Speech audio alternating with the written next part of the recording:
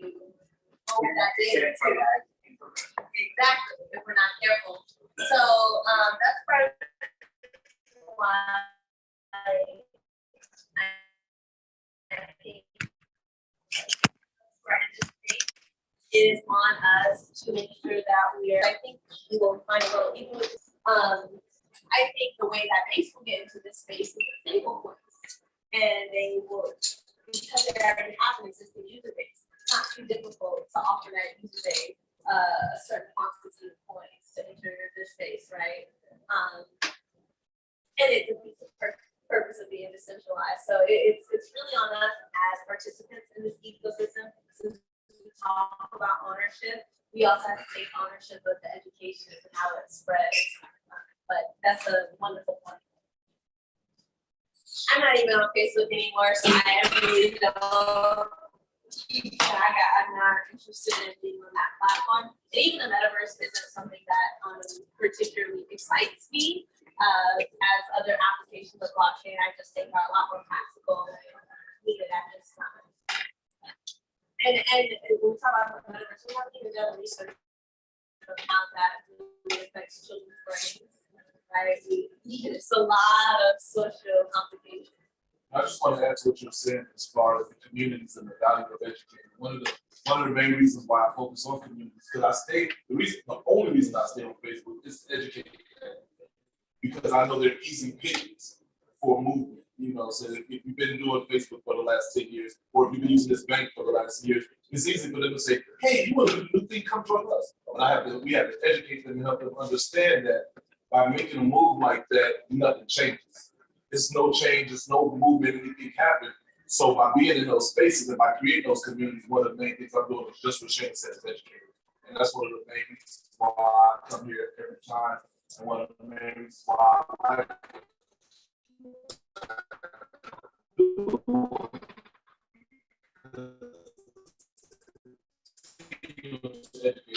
continuous process. And the greater educated the community is, the more movement it can make. You know, that's the more impact that it can make that way. So I just wanted to add that up to what you were saying. Yeah, absolutely. And Twitter, like, you know, when Twitter came out with, I don't know if you guys familiar, the NFT verification, I thought it was great that so many people were jumping on the opportunity to pay that. Is that you, Joe?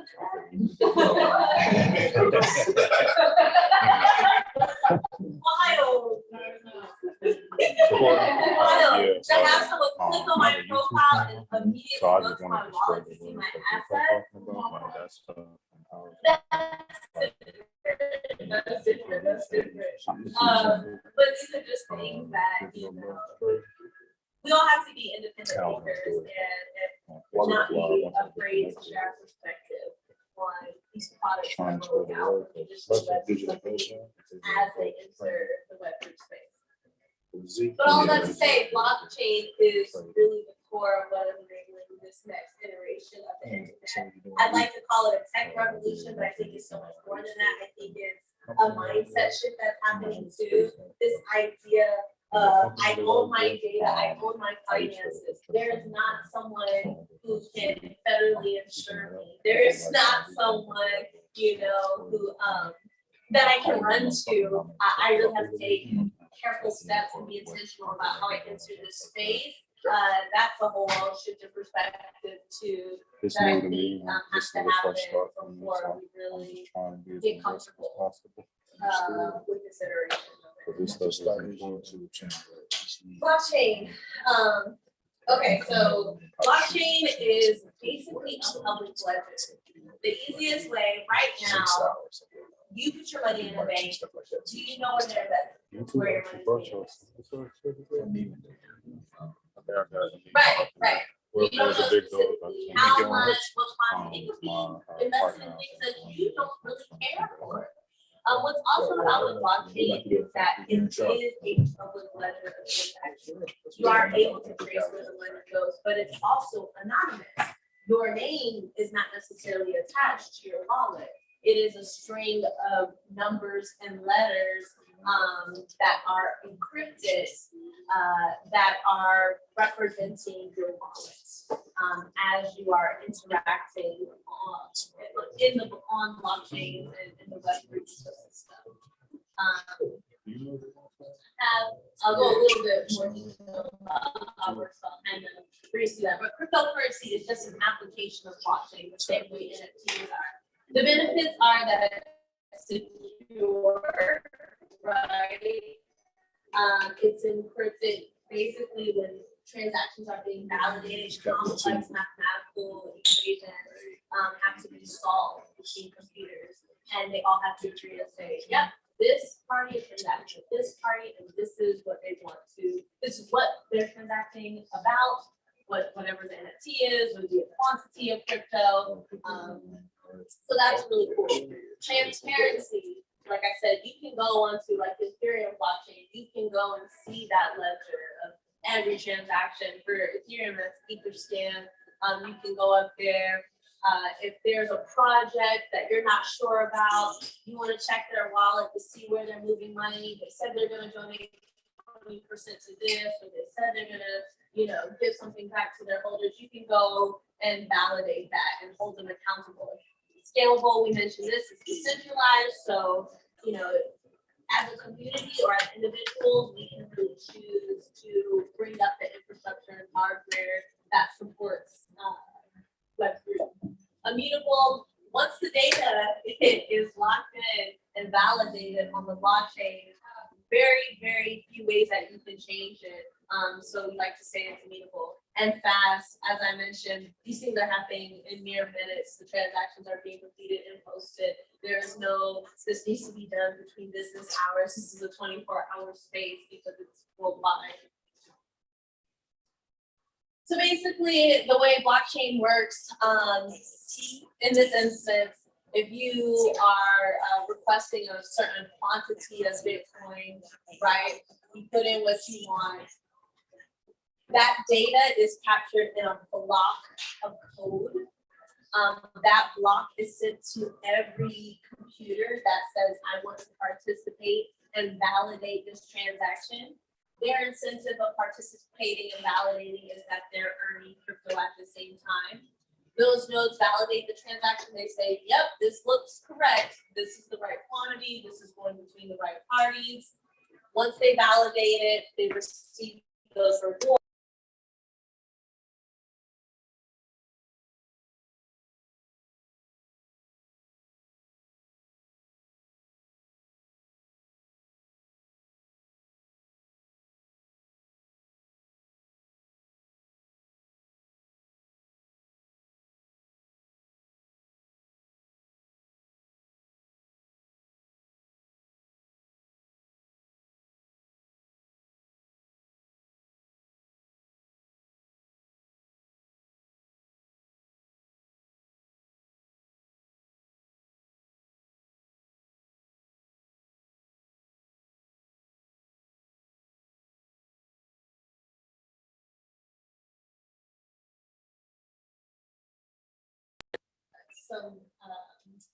Some identifying things about that piece of art or about that certificate. And so that would all be listed in code. And then you have the hashes that represents that data and that block. And they're always referred to within the chain, right? So you can always trace back and see where the asset originated from, where the crypto originated from, and verify its movement on the blockchain, its origin and movement on the blockchain. So what is an NFT? That's why we're all here today. We're NFT CLT. We named ourselves this way because while Web3 is really the ecosystem that we're playing in my opinion, I had heard about crypto, I've been in tech. It wasn't until NFTs came on the scene or became popularized that it clicked to me. Then it made sense, like, oh, okay, now I'm sure you all heard, anyone heard, what was the first thing bought with Bitcoin? What was the first real? Pizza, yeah, for like a crazy amount. Do you remember what the amount was? Like $1,000. 2,000 Bitcoin, crazy. It's nice if you got it, but for the rest of us, we need something a little bit more tangible. And although NFTs feel kind of nebulous to people, or like confusing, uncharted territory, the best way to think of NFTs is like a birth certificate of an asset on the blockchain. When you were born, it said your name, your gender, the hospital, all this data to identify you. That's essentially what an NFT is. The NFT itself isn't a piece of art or an asset in a game or a music, a song or a clip. It is just the data, the smart contract that has data that describes that thing. And so you can also liken it to like luxury goods. If you buy a Gucci bag, you're gonna get a little certificate that says how many of that collection is made. It'll verify that it's authentic, and you know it's not a counterfeit, basically. So that's essentially what an NFT is. And so you can see who originated and who owns it currently at a point in time. And what's cool about that is once someone owns it, you can ascribe any type of utility to the NFT you want. You could just sell your piece of art, but you know, you're talking about being graphic design, right? So we could also buy your NFT, and by them holding your NFT, they have access to you for a logo design service or something like that. But it's really now on. You get it from here, create your own data, and the data belongs to you. So what the whole NFT is yours. Yeah, yeah. And there's some NFTs that are coming out on the market now that are being discussed where you can't even transfer it. It's a non-transferable NFT where you would give it to someone, and the example was for when someone overdoses, you know, you have to have a certificate to be able to administer Narcan. There's a blockchain called Lifted working on this. Essentially what they're doing is if you have that certificate, they want to put it on chain so that if there was anything to happen, the police could actually look up and verify, no, this person has it, and it is non-transferable. No one could buy that certificate and pose as though they could deliver it, right? So there's a lot of cool things you can do. You're putting up your content that you created, it's ascribed to you, and now you get into the whole world of, yes, DeFi, but also marketing. Like, you really get to play with your community. What incentives do you want to offer to folks who have ownership of the NFTs that you've created? Any questions about NFTs? What can be an NFT or what can't be an NFT?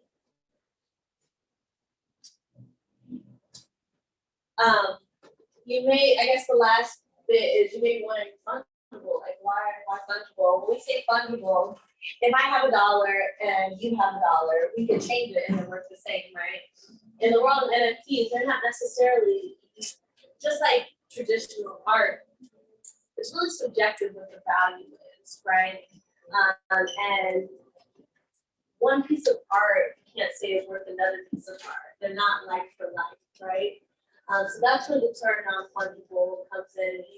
It's a totally unique asset on the blockchain that can be bought, sold, you can start to hold it, you can stake it and earn rewards. Staking means essentially holding it in your wallet, but the community will reward you for keeping it and not selling it.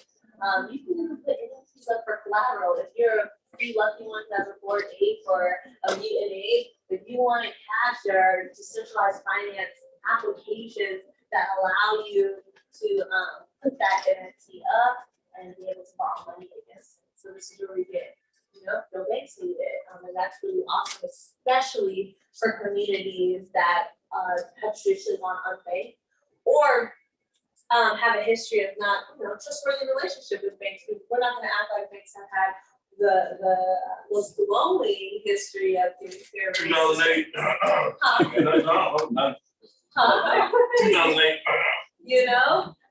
So we have to hold them accountable too. And I think this is a really good opportunity for self-determination to say, you know what, we're not going to settle for this mode of business. We choose to play with our finances or engage in alternative financial systems, parallel financial systems. But why NFTs? NFTs prove origin and ownership, right? You know who did it, you know who owns it. NFTs limit the quantity of authenticated assets. You can't just put up a infinite amount of NFTs, right? That's part of what makes it unique or rare is you upfront saying, I'm only gonna have this amount of NFTs that exist on the blockchain, right? And just the way human nature is, we want things that are exclusive, right? All the parties that were at NFT NYC, that's one big key takeaway. Everything was token gated. If you didn't have an NFT or you were not with a +1 for someone who had that NFT, you most likely weren't getting it. There were not too many open events the same way there were last year, because it's just one of the applications of NFTs is to be able to be very strict on the community that has access to the utility you're providing. In this case, for these NFT communities, the access is party and networking events. And no intermediaries are required. Smart contracts are the ones that assign ownership, auto execute, manage the transfer of assets from the beginning. So if you say, I want this NFT, every time it's sold, I'm going to get 10% royalties, and I want to give 5% to the Society of Women Engineers, you can have that done up front. So every time it's sold on the blockchain, 10% royalties go to you, 5% goes to Society of Women Engineers to support their work. And that's really cool. There's no one in between saying, okay, you need to transfer money now. None of that exists. Blockchains. These are just a few. There are a ton of blockchains. We talked about Ripple already, but I'm going to go over this really briefly. Each blockchain has their own entry point. Wallets are your entry point into the world of Web3. So if you don't have a wallet tonight, I'm here to help you set up a wallet. Ethereum right now is really the gold standard of NFTs. I think that they were the first to implement smart contracts that held substantial data that could be used in a tangible way. On the blockchain, MetaMask, that is probably like the most used wallet at this point in time in terms of accessing the Ethereum blockchain. MetaMask also supports Polygon, which is a side chain to Ethereum. Basically, a side chain is a chain that it's built on its parent chain, Ethereum, but there are some tweaks, there are some differences that allow it to scale a lot easier, faster. Is it considered layer 2? Yes. Okay. Yep, that would be considered layer 2. What else? Exodus Ledger. I did put a hard wall up there. If you have the worksheet, I have a very clear statement. Like, if you want to be safe in this space, the best wallet that you must have is a hard wallet. You'll have one wallet that's a warm wallet. That's what we call the ones that are hosted on the blockchain or on the internet.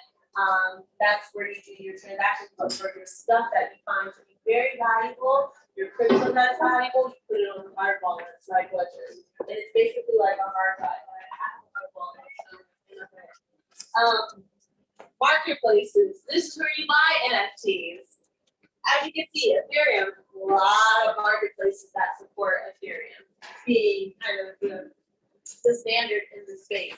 It's also an expensive blockchain. If you're new to the space or you're trying to onboard, I have a 16-year-old brother. He doesn't have $60 to spend on fees to transact, or even more than that. I know getting up to the thousands and 4/8 had their land sale. I might want to onboard him onto a different blockchain just to allow him to get his feet wet to get an understanding. So Flow is an awesome blockchain in that you can buy NFTs from their marketplace. Someone is doing some Top Shot. Did you buy with crypto or did you use your card? I use my card. Use your card. So But as you get into it, it's like what you buy here. exactly. But the people who build on Flow, or their things, it's just like they try to make something.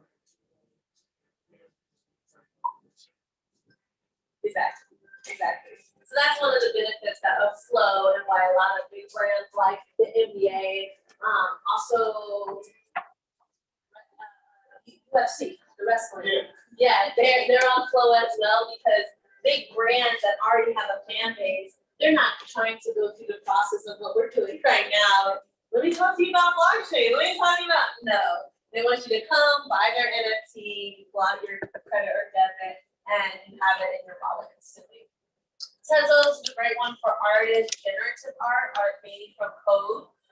They're very supportive community. What's awesome, this wallet in terms of ease of setup, all you have to do is link your Gmail, which depending on how anonymous you want to move in this space could be a good or bad thing. But in terms of ease of access and setting up a wallet, pretty seamless. Again, they have their own list. Some of these marketplaces support multiple blockchains, but majority of them are kind of specific to one blockchain.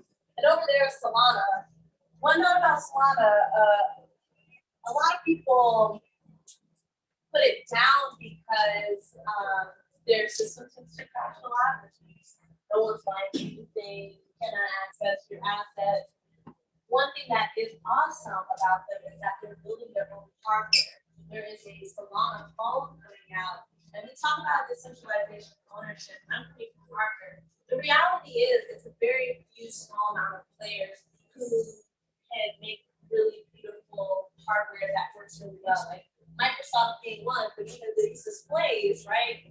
It's Sharp, Samsung, LG, and those are pretty much like the main people who do the core technology. So in that sense, it's still fairly centralized when you think about the hardware that's supporting us being on Web3, but Solana is doing I think,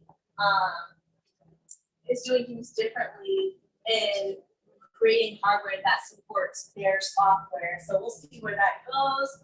There's another platform called Feature. They're built on Ethereum, and they have like content to stream, like movies and stuff. They are building their own hardware too, kind of like a PlayStation or whatnot, that you can stream content from your blockchain. So I think those are things you think about. Okay, what blockchain makes sense for me to play on? Which it should be all of them. Everyone, when we come to this, I know that sounds scary to say, play with my finances. Yes, you're not using your rent money, right? The extra money you do have, it's at this stage being so early on, it's best to diversify where you're putting your time and energy in this space and come at it with an experimental attitude of what works best for me. Where am I finding a community that I gel with? What marketplaces for the creators out here? What marketplaces are getting enough attention where I feel like I can sell my work fairly easily? So buying and selling NFTs, I'm gonna invite Joe to come up here just a moment. So like I mentioned, wallet is your entry point into Web3. And so, you know, tonight if you just have wallet, I'm happy to help you set up any of one of these. MetaMask would be my suggestion for starting though. Once you have a wallet though, you're gonna have to keep track of your seed phrases. So you're gonna get these secret keys that you'll have to write down and store where you store all your important information. And then you'll add crypto to your wallet from an exchange, or you can add it directly. We'll talk about MetaMask. You can use Apple Pay right from the app. You just click the app funds, and they'll do the work of converting your USD into crypto. But if you already have Coinbase or Cap and you've already dabbled with some crypto, it's really from one of those exchanges to your wallet. And then when it comes to projects, OpenSea is the largest secondary marketplace for Ethereum. Like I mentioned, was the most popular. What's cool about them is you can mint directly from the website. There's a little create button, you connect your wallet, you hit create, and you can mint on Polygon or Ethereum. There's another chain that's up there as well, not nearly used as much. And also Solana is now able to be minted on OpenSea. Yeah. Now that's the easy way of doing it. Every marketplace pretty much has like a very simple interface that, like I can go right now and it's a picture that we all take right now and go through that process. But those marketplaces are taking some money, right? OpenSea I think takes 10%. of your sales.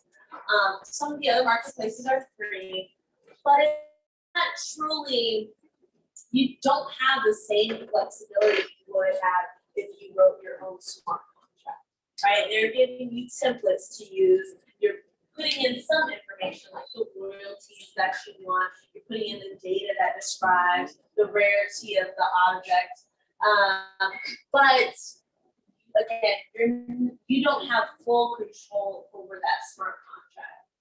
So Joe, would you like to come up here and maybe show a little bit how you created your NFT smart contract that's involved and what it really means to mint on the blockchain? So let's take like a 10-minute break and then we'll come back to what's that look like to mint on the blockchain?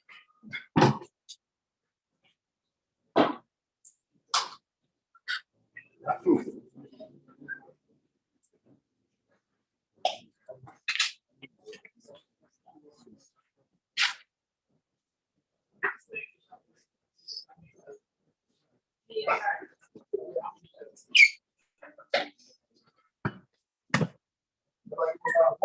Joe. Looking at everyone for a while. Are there any questions that I can answer?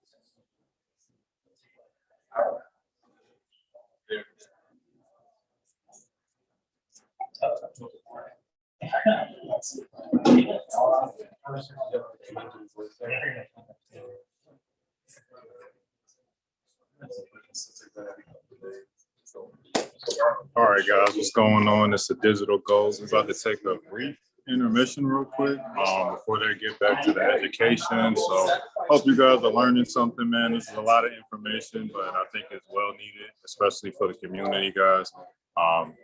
Put everybody on top when it comes to educating them on finances and dealing with the economy. So really, I think if people had knew, a lot of stuff like this during like inflation, they would have been a little bit better off. But, I'm gonna let you guys enjoy. I'm gonna take my break too while they're waiting. Pretty much network.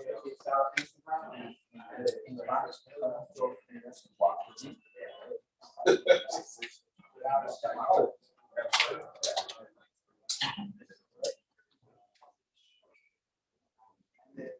QR code, you can find and all these or just like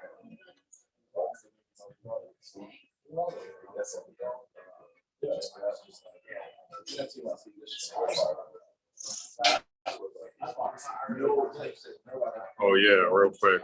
This gentleman is pretty much about to show us, I think, how he made his NFT. That would be the first time I've ever seen that live, and like what minting is. So I have no idea what minting is. We're about to see real quick. and they're like that. You get it free if you're a vendor. Why would I do that? I just see my friends who I haven't seen all year, part of them. And next to me, oh, there's Gary Vee, brother. Oh, that's Betty from that fellow.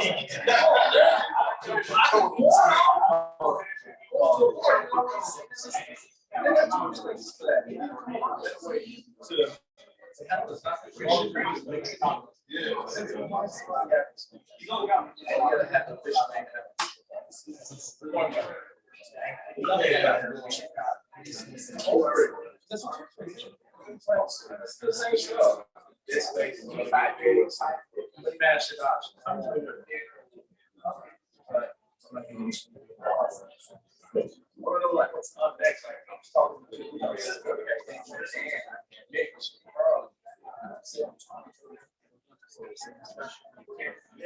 that's alpha, yo. That lets me know, do I want to sell? No, hold something. Hold on. Thank you for telling me. No, hold on. You can't do that in the stock market. Hey, listen. You go to Microsoft and they'll say inside connection. But it's way more that you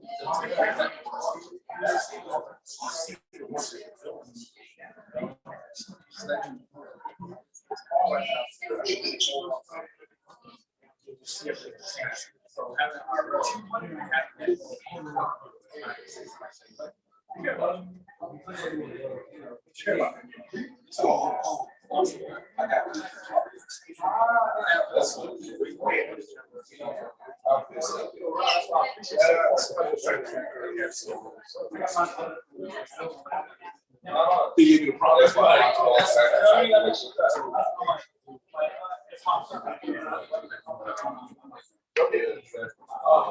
so we had no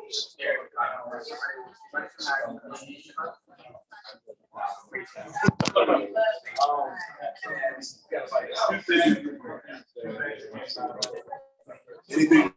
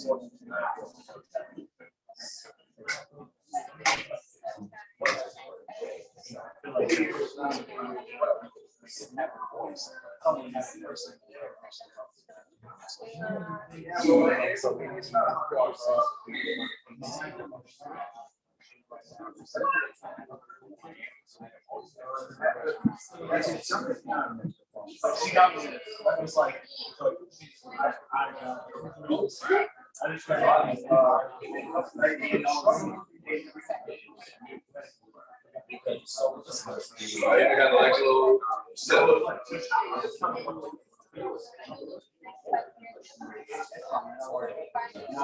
it might read something. You will open the secret doors.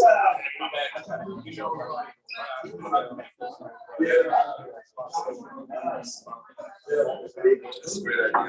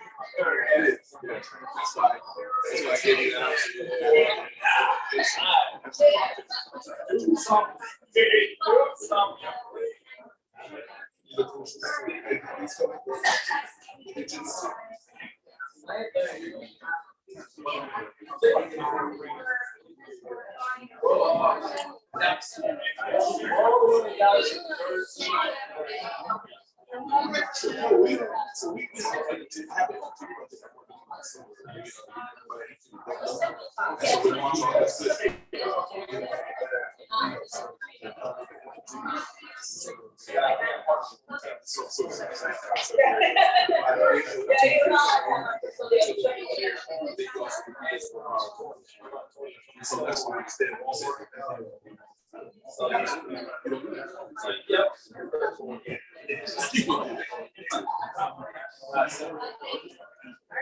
All right, I think we're ready to get to the technical portion.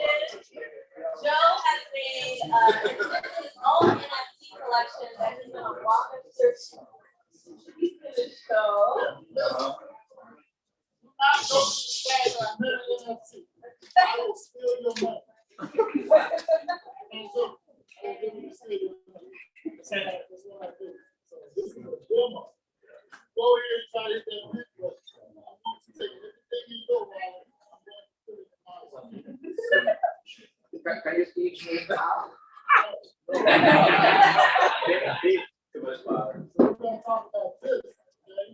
This is one of the few developers who will be honest and tell you that, but any other case is called a rug.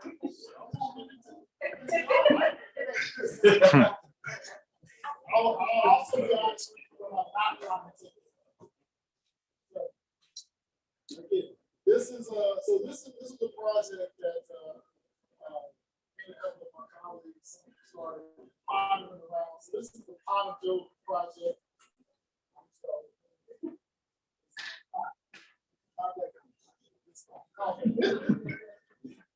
So this is a site, right? Simple site. So I'm giving you guys a rundown of introduction to Web3, the emphasis to Web3 versus Web2. The interconnected network.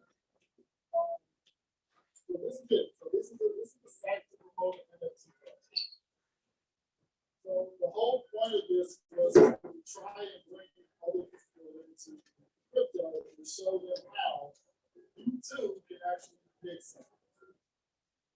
None of this is legit. I made every single one of these graphics on Canva.com. You guys are not familiar with Canva while they're searching. You too don't have to still make script. First thing, you guys look at an NFT project. First thing, always remember, look for these words right here. You might know what that means? Yes. never do with the mint, but I know if I don't see it, I don't touch the price. So you guys remember that too. I don't see any names here. So even if they tell you, hey, we exist, trust us, please come give us your money. Don't do it, okay? So if you don't see names on the site, just because it looks however it looks, do not get from that project. They will take your money too. They don't want to get it. This is just a rundown. This is us. So this is an actual crypto project. So from start to finish, everything was done. Make this look like a legitimate project. It was a legitimate project for all of about 2 weeks until I realized I had 0 community and 30 Twitter followers. And nobody came to mention it. And then at that point, it became, well, let's use this as a resource to tell people how not to use stuff. So again, it's completely legit. Anybody can go check it out. Now, the Web3 part comes here with the app that is connected to the site. You guys know what this looks like, right? This is done from something called a guy named Hashtag. Okay? We'll just make sure you guys how to do stuff. We're going to go through some of the code that he made, a couple modifications, a couple improvements for what we want to do. And then we're going to just kind of show you guys how this works. There's a button right here that says connect. When I click this button, something should happen. You guys know what that little box means? MetaMask. That's right. I'm not doing this part because if you guys can take my money, we're going to skip that. What we're going to do instead, we're going to walk in here to this place called OpenSea. You can actually see. If you notice, it says that there are 4 owners of this. Those are 3 people that didn't listen to me. So when we look at our smart contract, we see money in there. Part of it comes from my buddy Ben. He didn't listen. The rest of it came from people that did exactly what I said don't do. So there is some Ethereum sitting in a smart contract that one day I'm going to hit the draw button. It's going to come from my wallet. I'm going to be happy about that. So do not lose this project. So this is some examples of what this looks like. All right. So these are NFTs. So when you look at it, there's something that exists inside of these NFTs. It's called metadata. We capture metadata. You guys, anybody know what metadata is? All right. So we're going to use something called JavaScript object notation, JSON. We're going to put a file out here on the interplanetary file system. And then inside that file, we're going to tell it to look somewhere else. It's going to have a URL of the image. So you tell people to show up and then they call you, right?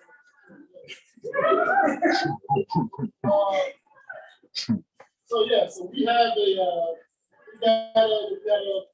image here, right? So this is what people think an NFT is. That's not the NFT. Because all of these things right here are the actual NFT.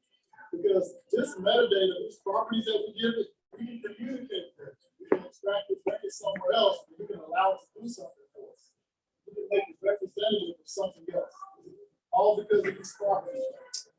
So OpenSea is so gracious as to put stuff in it. All this stuff came from a file somewhere. The next thing is we'll look here, we can see if anybody knows the details about this project. We will tell them what order in the series it is. We'll give you this address right here, right? We'll check this contract. So Shane talked about smart contracts. Does everybody understand smart contracts? Everybody said no. But we're gonna go through. So we built a smart contract together. I want everybody to do it.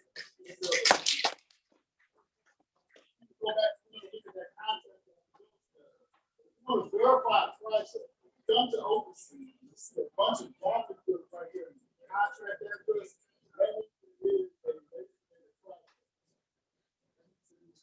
From OpenSea. We want to be able to verify the contract is authentic, and we want to be able to check the actual contract. So I would click this. This network is being kind of spotty for me tonight. How long this going to take? So take my word when I say click this link and it will take us to our contracts. But all inside of this NFT, inside of this metadata, inside of a smart contract, it tells OpenSea exactly what this is. So I didn't have to do too much. If I go back to my So my project overview here. So there's going to be some images that look identical. So if you look at these three,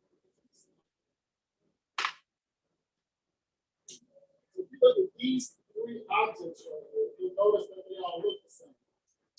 They have a different name. Those are my freebies. So I created a project, I wrote a smart contract, and I pointed everything to the exact same thing. Later, when people minted, which I told them not to do, I unveiled everything so they can see what it was that they actually got. That's a pretty cool thing to be able to do. All right, so we did a reveal. These objects are not been revealed. So if I were to click on it and go back, this is going to ask me what the question is. I do not, because I'm running out of these things to teach them because I'm already professional motivator. So I'll put pop culture things in there, and we'll push the key, over here, all that stuff going in. We're crypto, especially right now. It's hold your assets, don't sell them. Do not hold on to their life. And then I learned that anything that has laser eyes is important for some reason. That's a thing too, all right? So I always remember that. If you get one and it has laser eyes on it, laser eyes or rainbow vine. If you get one of those, you guys just pretty much sit on that and retire off of it. Not financial advice. It's not financial advice. Except for don't mint any of these NFTs because I will steal your money. So we made a smart contract earlier, remember? Yes, everybody remember. So this site right here is called Open Zeppelin. Open Zeppelin creates standards for solidity of the imperial programming. And through Open Zeppelin, they came up with this beautiful thing called a contract script. So most people build their websites using Wix and whatever other website builder, Squarespace, I think is one, right? This is like the Wix of smart contracts, all right? If you don't know what you're doing, this thing will get you there and get you started. If you know what you're doing, it'll still get you there and get you started because it gives you options. Two of the options in here are called ERC 721 and ERC 1155. You guys know what that is? All right, cool. So ERC 721 is a non-fungible token smart contract, right? So that's a standard for creating an NFT. Non-fungible token. If we wanted to create one, then we could start here. We could give it a name. This is important. This is your base. This is the base URI, okay? That's universal resource indicator. Everybody know what I is? Is it indicator? Yeah. Okay, cool. So universal resource indicator, all right? This is what you're pointing, you're telling your contract to put on a blockchain to point at your JSON and your metadata, all right? That in turn is going to tell them where your image, where your audio file, where your video, wherever it is that you're hosting to show as your visual, audio, whatever for your NFT. This is where it's going to point to. All right. So remember that. That's important. And then you have these other options. So each one of these are little variations where they have additional things that you can import into your smart contract. So like little add-ons that help you out. You can create the ability to make your smart contract manageable. You might know what it means to mint.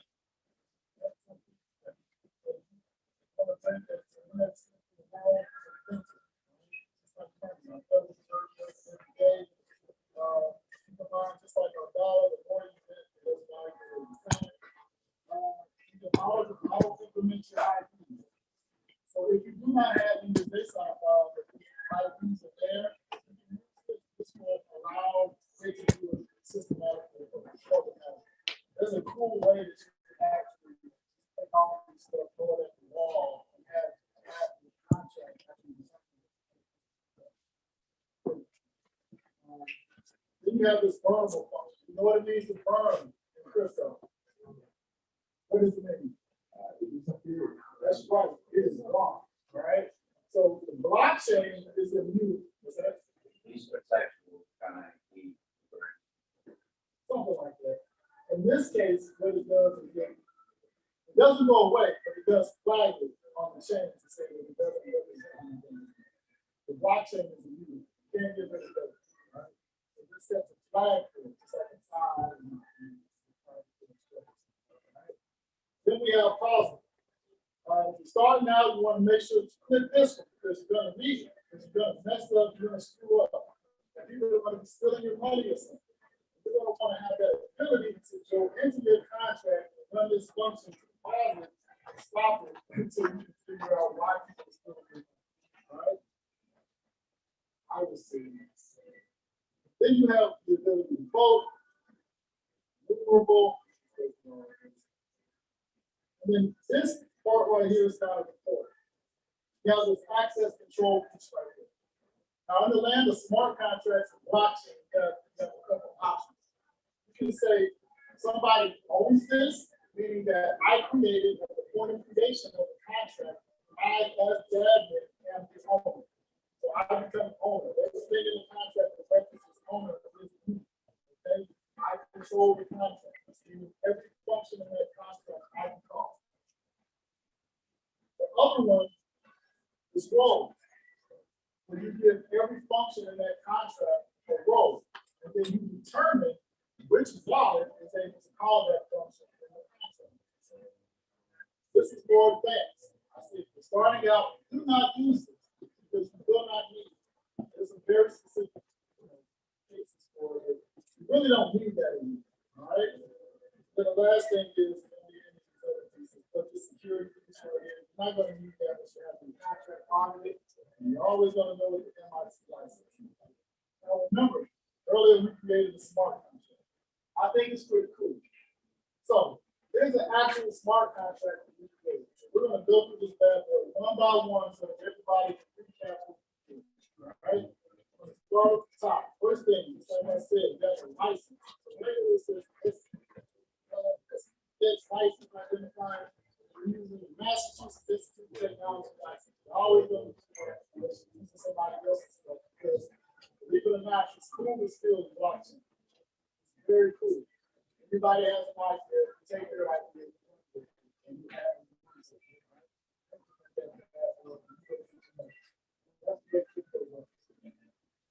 So, our contract. It's going to be a contract we build together. Everybody give themselves a round of applause.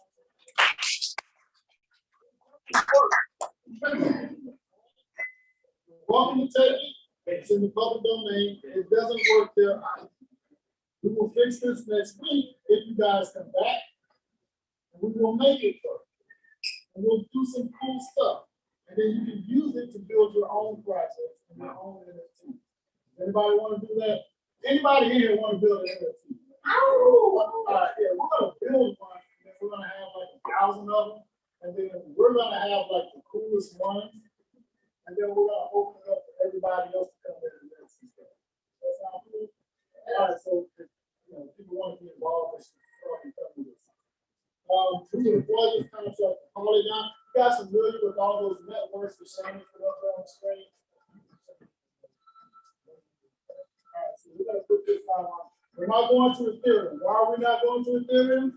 Because we're going to That's right. We're going to Polygon, Binance Smart Chain, Avalanche, Woven Chain, and probably some other places. Because this is the cool thing about Solidity. Ethereum is a virtual machine. It's the world's computer. These other blockchains are what you call EVM compatible. They are Ethereum virtual machine compatible, meaning that whatever you do on Ethereum, you can do on those chains as well.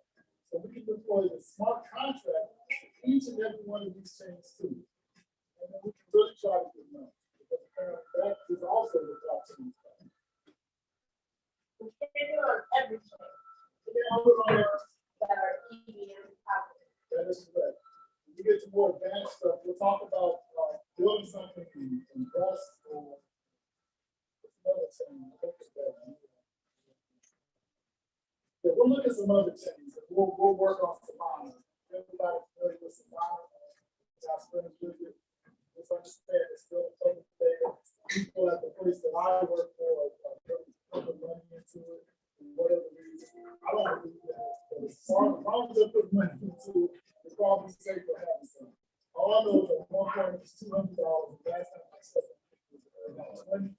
Who said that? 30 something? Right now, 34? Oh, man. Hello, where you at, man? What's up, man? Help me up, man. What you need? I needed to know that it was gonna go up to 34. Oh, I put another hat on. so the next thing, so let's start with this, right? We're gonna go through this contract. I picked out some important parts here. We're just gonna go through those parts, okay? So this first part right here, you see this. This is the version of Solidity that we're using. Right now, the current version of Solidity, not, you have the public release and you have the dev version and upgrades and stuff like that. You want to stay somewhere around version 8.4 to 8.9. Right? Let's see, 8.7. Somewhere in there. Right? If it says 9.0, do not use that smart contract. So these are contracts that we will be using to import our code. So remember we talked about Open Zeppelin when we're on that other screen, going through stuff and clicking boxes. Yeah, so we're going to use some of those things inside of this contract. And when we get done, I'm going to show you guys why. Because each one of these things that we're importing is like another 1,000 lines of code that's already been done. Somebody already did this work. It's literally like what you used to do in math class, except for it's allowed now. You just look over at this person's paper, and nobody's going to call you out for it because everybody's doing it, and the teacher doesn't care, right? So we're going to do that here. So this is our up, up, down, down, select, create, start. Anybody get that? No, that's not hard. What is it? Who said that? Common name. So that's our economic code, right? So,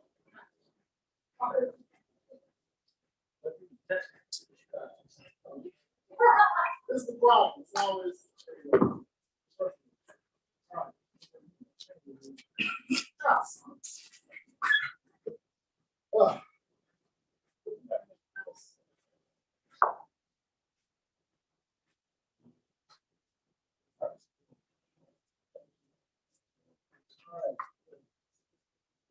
all right, so we have ERC 721 or 1155. I didn't talk about the 1155 because we do not need it. Somebody does because they're doing some cool stuff with it. We tonight do not need to get into that breakdown. It's too complex to put in. So we're going to this, these are the standards for NFT smart contracts. Now, what we're using is an experimental version of ERC 721 contract. ERC 721, ERC 721, 721A, 721C. Right? So this one has something that's going to allow us to do. It's got to be ability to use another contract.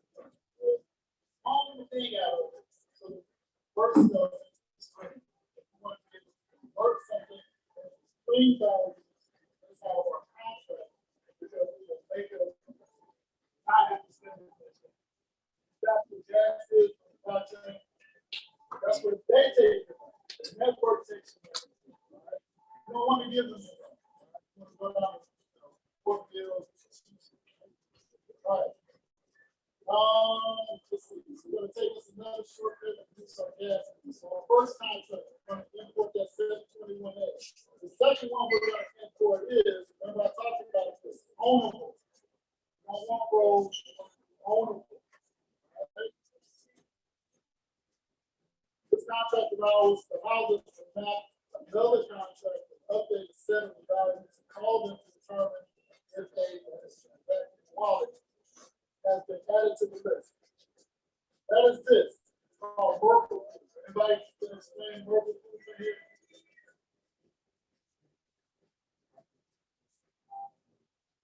I can't either. What I know is we're going to use it. this contract sets your contract to be drained with funds by causing temporarily or waiting for the mint to complete. Blocking the transaction volume is not the owner of spamming and draining the network. All right. So imagine this: you have a contract and you have a site that you just saw with that button that says connect. And somebody can literally keep getting that connect button with an empty wallet. And you're paying their gas fees because you allowed them to call your contract without making sure that they had the money to do it first. They will continue to drain your wallet until you have nothing left. So we're going to use this thing over here called digestible. So what that does, kind of shut it down. Just make sure that what it really does is just shut the whole thing down. So people can take all the whole. Yeah, so when we go through the process of minting, so the transaction goes through. The contract is called temporarily. Go down, verify that this person has what they need. So it calls the second contract to verify the wallet calling the contract has the money to cover the fees. Once it's verified, that's all we're interested on, because they will keep coming in and spamming your right. Let's see. Next piece right here. So this is where we actually start our contract. We talked about an overview and structure of the smart contract, not the constructor, but the structure. All right. So in here we give our token a name. Our NFT contract is called Stupid Token. It is the EIC 721A, ownable in the interest of guard using token. All right. It's a stupid token. All right. This is the thing I was talking about. In here somewhere, I made note of this, that you will see at the bottom, this, I don't know where I put it, but we have error. See this error? This for the same thing, strings, right? So remember, we imported the smart contract. That's the smart contract. There's a smart contract. We'll come back to it now. All right, so these things are called variables. This is where we set values. All right. And what we're going to do is we're going to deploy a smart contract. And when we deploy it, after it's deployed, we're going to set our values that we want to have included in the contract. After that, all right. Contract. And we're going to name all of our stuff. Values,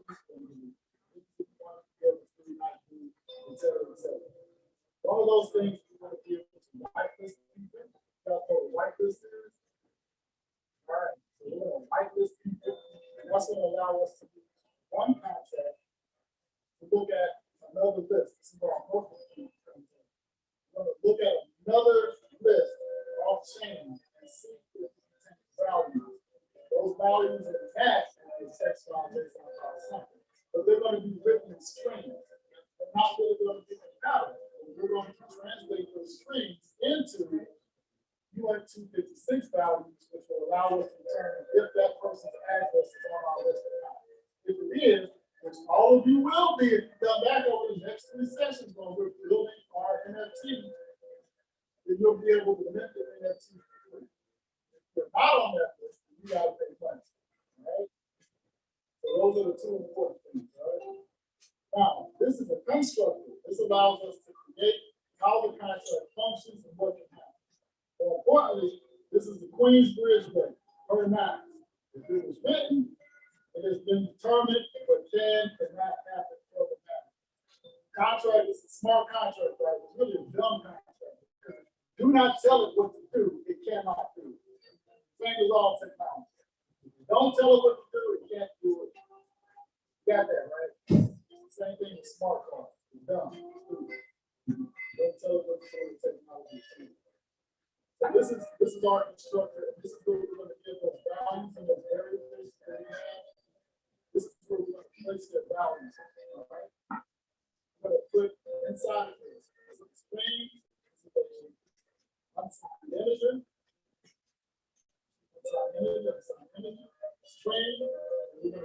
everything what we wanted to have. We don't need any of this other stuff at all to get down here. This function right here, it says withdraw. This means that whoever the owner of the contract is can do exactly what I said, and they can withdraw the funds that are sitting inside the contract. Right? This contract is going to have an address. People will come and they will mint an NFT. When they mint the NFT, you don't get the money, the contract does. But because you own the contract, you can come to it. It's like a bank for just you. All right? People are going to come and they're going to make deposits into the bank. And they're going to walk away with a certificate of deposit for an NFT. And then at the end of the business day, you can click the button to withdraw. And you can dictate what you want to happen to those funds after you withdraw. So in this case, we're very friendly, right? So what we're going to do in our function here is we have $2 billion, $3 right? These $3 do three things. The first one says that, hey, once you hit withdraw, send 35% of whatever the balance is to this address. And 10% of whatever the balance is to this address. All gas fees have been paid, send the rest to the owner of the contract. Right? This is a nice way. It's not that important, valuable anymore. Point way back in the day. Long time ago, like 5 months ago. But this was like really important. Right? It doesn't matter anymore. Yeah, different ways of doing stuff. So this is what happens. Now, once you do the draw, then after that, we're done. That's it. That's value that this says the function is set up basically.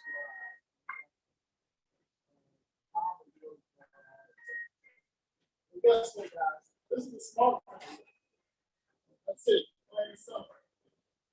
Now, because I brought these into our place.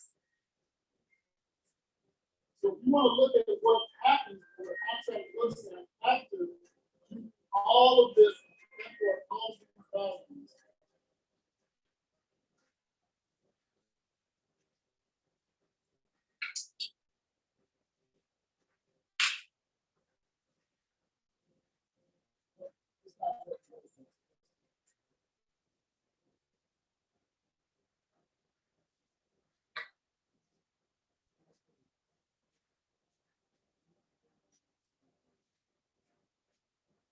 All these artifacts here, we're going to find them. So we want to look at those items that are entered.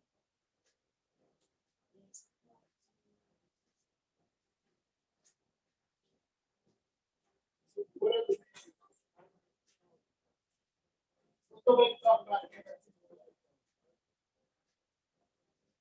is something else you can try to see. I recommend you don't do it. Right? This is sort of called pinata. Not as a penny set. Right? So what you do a pinata is you give them money and they store your stuff for it. Right?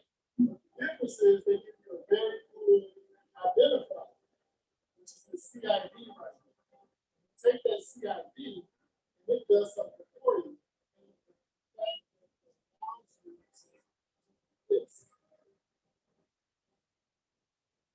So for my project, this is everything. If I put /1.json at the end, then that interplanetary file is my resource indicator. .json inside of the file. This is an actual NFT. Not the picture. This is an NFT. All right? This is the data. This is the metadata. Right here. This files now. You can put two pictures with it if you want.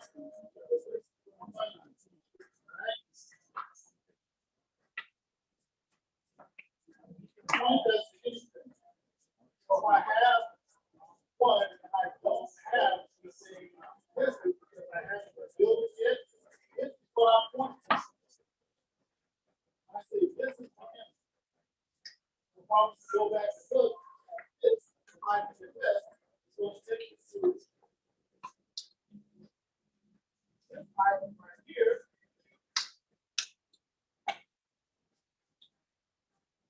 This is what we saw.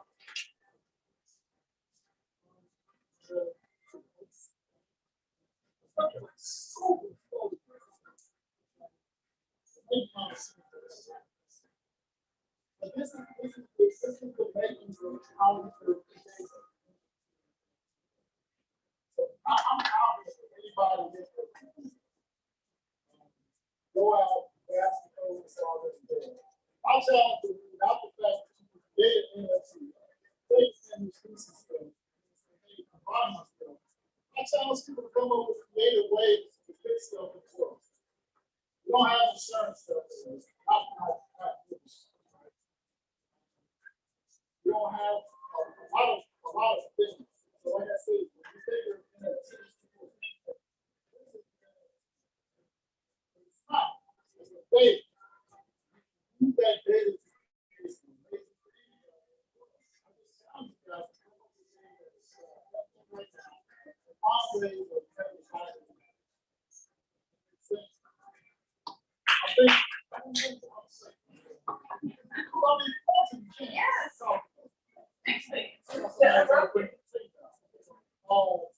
so yeah, long story short, I just want to see people think of things that we want to see fixed so that we can work on those things on shit. There's a lot more complex. I take that, believe it or not, I'm literally a certified print blockchain developer. I do this stuff. I've been in blockchain since 2011? Yeah, 2011. Yeah. I missed the boat, man. That crazy guy that came in my office and was going to sell me 200 Bitcoin for $200, that guy that I kicked out, I'm missing right now.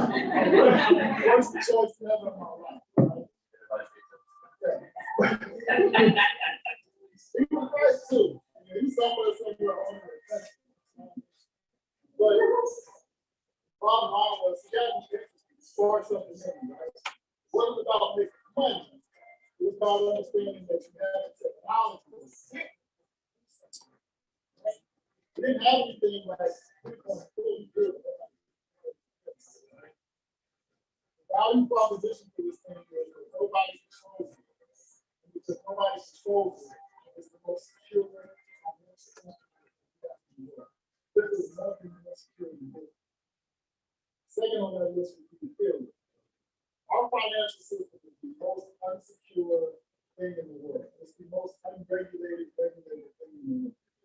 It is the most rigged system in the world. Every day we lose more and more money. Value of blockchain and crypto is put something in, and I know that there's a finite amount of it. The more people that demand that thing, the value will increase. The beauty of crypto is somebody thought about that and had a total zero to the end of it. Those are what Satoshi. So we have a lot of those. What I like even better is when somebody came up with something called Ethereum, because I absolutely love that. Nobody controls it. It is literally a computer that the entire world access for free. But the transaction on it is going to cost them money. That's a beautiful thing. Nobody controls it. People's houses are paying for money. Can't be. But one thing that I know for sure, a hell of a lot more with that powerful computer than make this. Right? So, Corn let us in the Web 2.0. Let's come up with something better than that. At least a better version of Corn. Take us in the Web 2.0. Right? That's all I got, guys. No, the closing statement.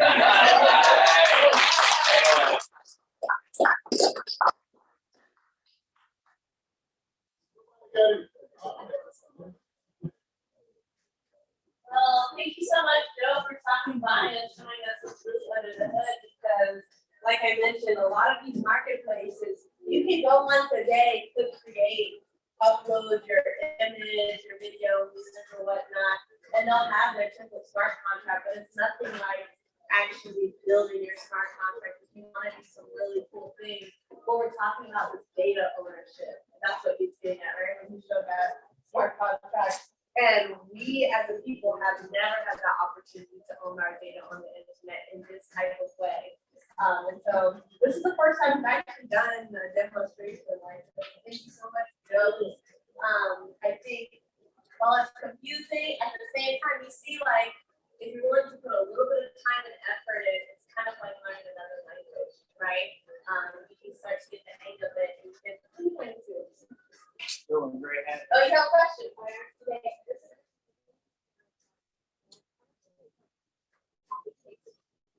Oh, Yeah. did you miss that part? I went to the whole website, but that whole website.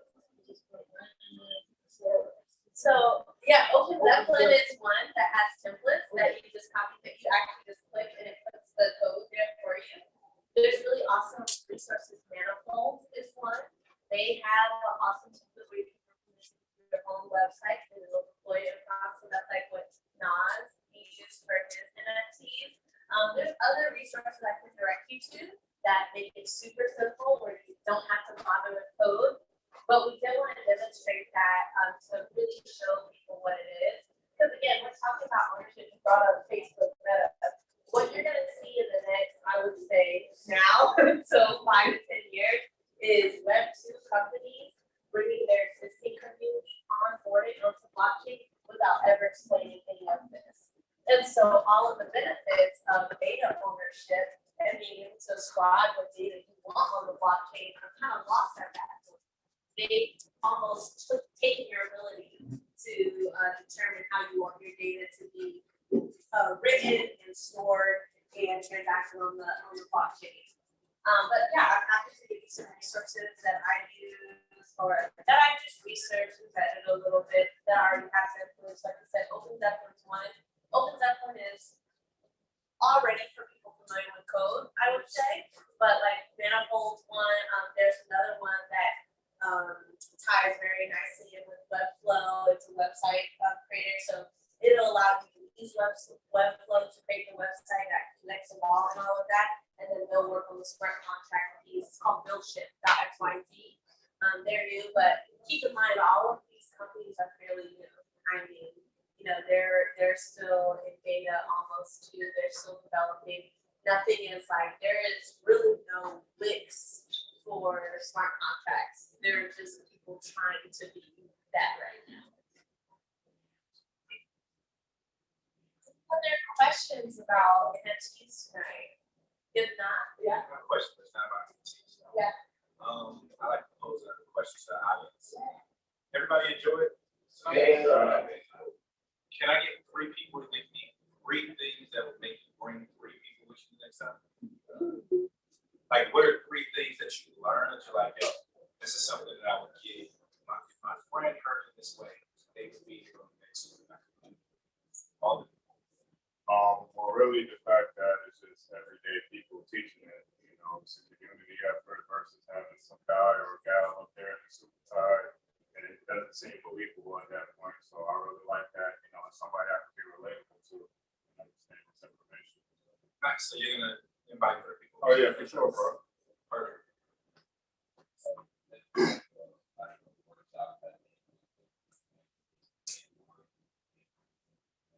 Okay. So like a handout that you could actually go to step by step.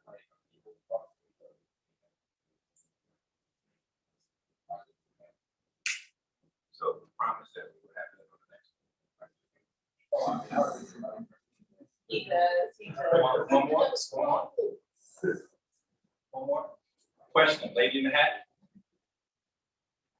I'm sorry. What would I you don't know want your to name. see to bring something back? Yeah, what, you told us what you didn't get, you would need, you know, something you could write down with, something you could follow along with. What are a couple of things that you could, suggestions you could give us that would, you know, engage you a little bit better, that would make you want to bring 3 people next time?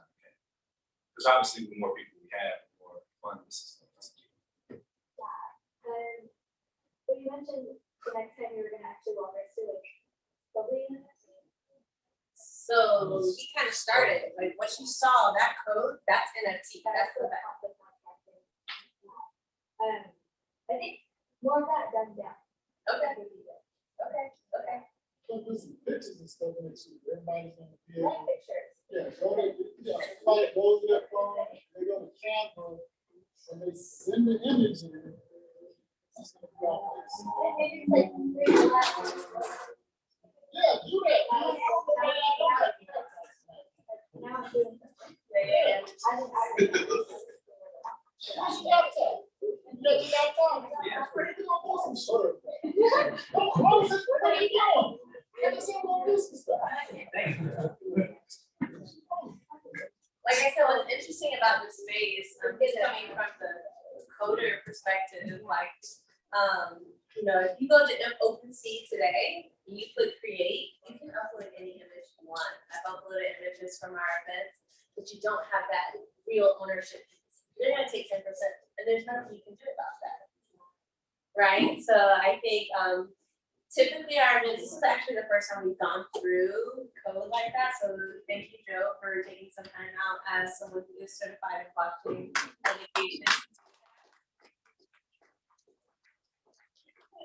That's not how I teach. I will go over the basics, and we have a saying in this space is do your own research, which is not super helpful to new people, but also at the same time, it's the best thing you can do to empower yourself. And not financial advice. And we also have to stay away from financial advice. Being in a community.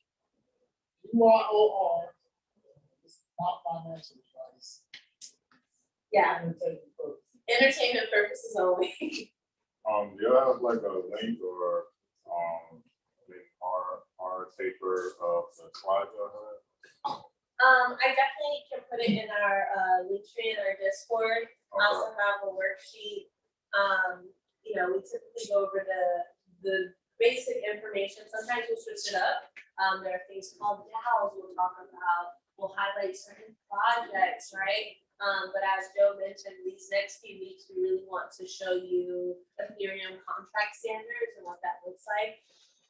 It is technical and heavy, but like I said, this is what's unique about the Web3 space is ownership. Typically in Web2, and just in general, I think we like to let someone else figure that out. We want it broken down very simply, but then we also give some of our power away in that aspect. So yeah, I appreciate everyone coming in. Show of hands, how many people in here ever created a website? How many of y'all have a background in HTML? Oh, keep your hands up. I want to see this. HTML, CSS, JavaScript. What do you mean by background? Like, you know, HTML. Like you know what you did. All right. The same way that you built that website is the same way that you can build an NFT project.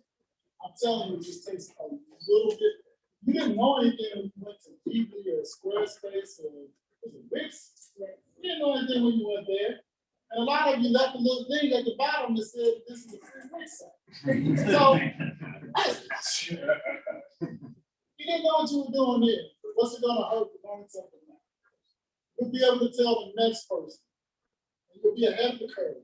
Because I tell you, as somebody in finance technology, there is no way there's anything more valuable in the world right now, a better proposition than saving money.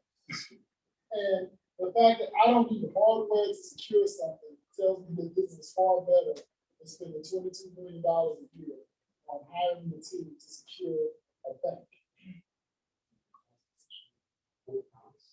That's negligible. There's nothing there.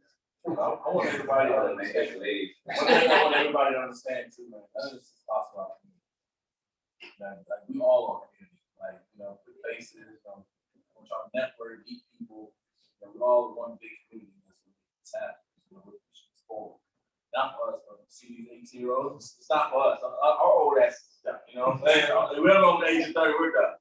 But it's just pay it forward. You know what I mean? If you want to build it, just remember you're not building it for you, you're building it for the future.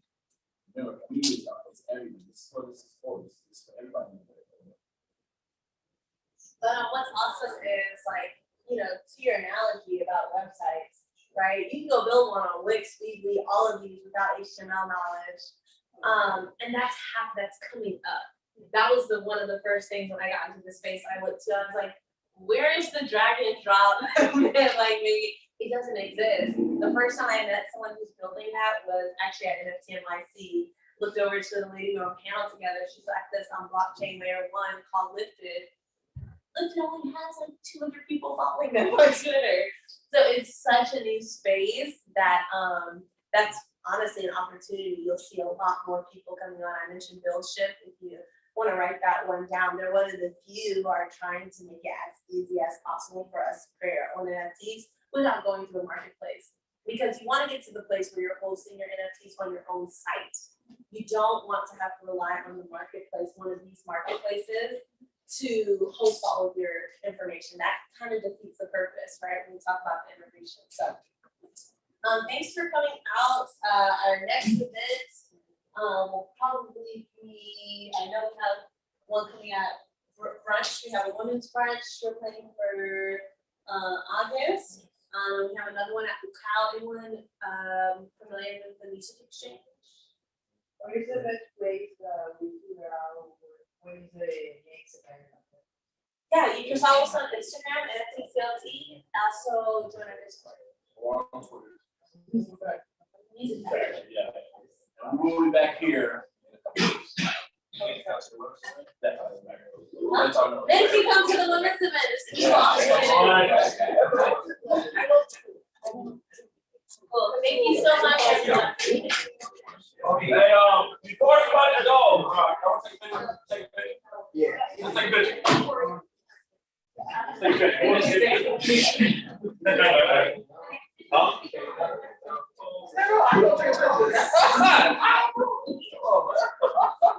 All right, let's take a picture. Yeah, this is our first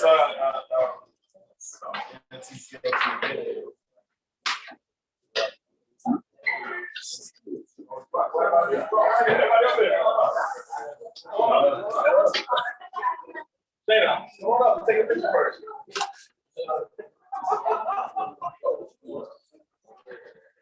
Come on, what y'all doing over there? You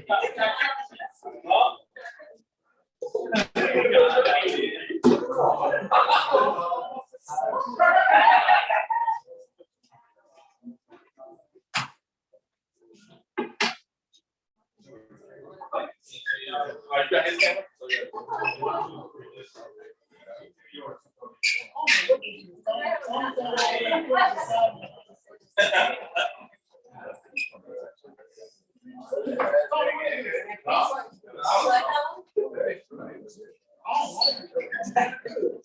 Joe, come here.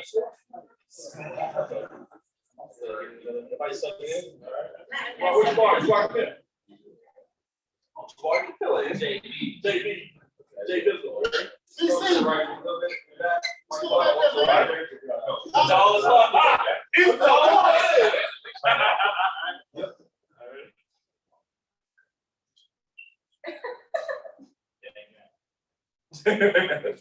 All right. We have 2 cameras on the camera. Do my good side, okay? I'm sucking it in, okay? Ate too much in New York, okay? All right, everybody suck it in. Oh, yeah, close-up shots. Oh.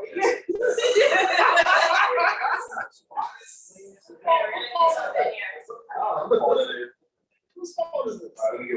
One more. The camera's down bad, man.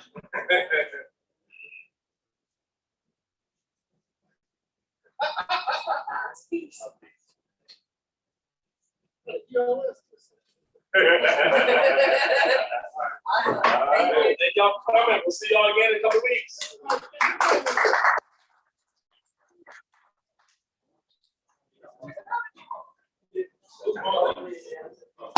All right, ladies and gentlemen, that was awesome. So I'm definitely going to get with these guys and probably be back next week. I'm not sure if they're doing it on Wednesday, but if you're in the Charlotte area, connect with NFT Charlotte, guys. Connect with these guys as soon as possible on Twitter, on Discord.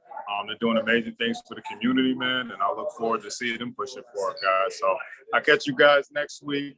We will be back on regular scheduled program when it comes to Digital Wealth Wednesdays, guys. So I just wanted to introduce this because cryptocurrency is at a pretty low price for people to start investing in it again. So see you guys at the top because we're taking everybody to the top with us.